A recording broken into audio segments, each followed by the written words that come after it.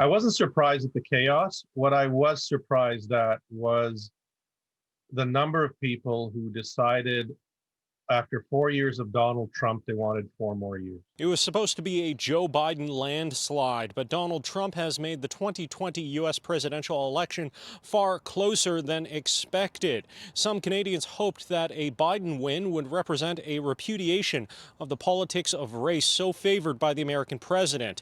But nearly half of all voters said they wanted to see more of Donald Trump. We thought Trump was an aberration in 2016. And now when we see 68 million Americans vote for him, almost half of the population that came out to vote for him, we now have to accept the fact that it's not an aberration, that this is a facet of the American character. Fareed Khan runs Canadians United Against Hate and says Canadians can't think of Trump as an outlier. I think there's blame on both sides. The same president who both sides the Charlottesville Unite the Right rally and said a group of visible minority congresswomen should go back to their own countries has won at least 68 million votes. America's willingness to support a president who characterized Black Lives Matter protesters as thugs and looters isn't something Canada can ignore. While Canada hasn't yet seen the same expression of right-wing populism at the ballot box, Khan says Canada's leaders have to be ready to stamp it out before it happens. We need to treat racism as a virus because that's what it is. It's a social virus.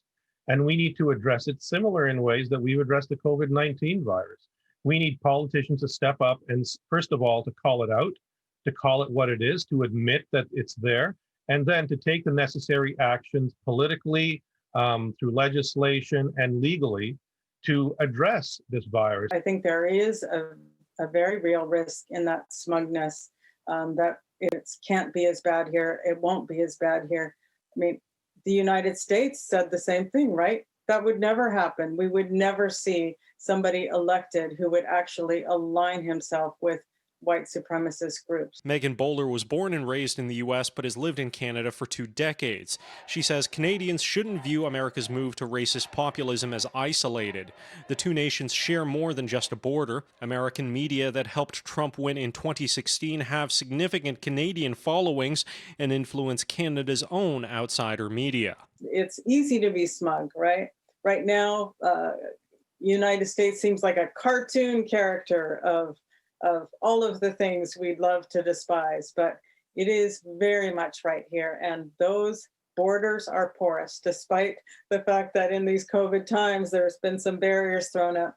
That media moves back and forth, and we've seen how quickly media can shape an entire population. Now, both Bowler and Khan point to education as both a source of frustration and a possible answer.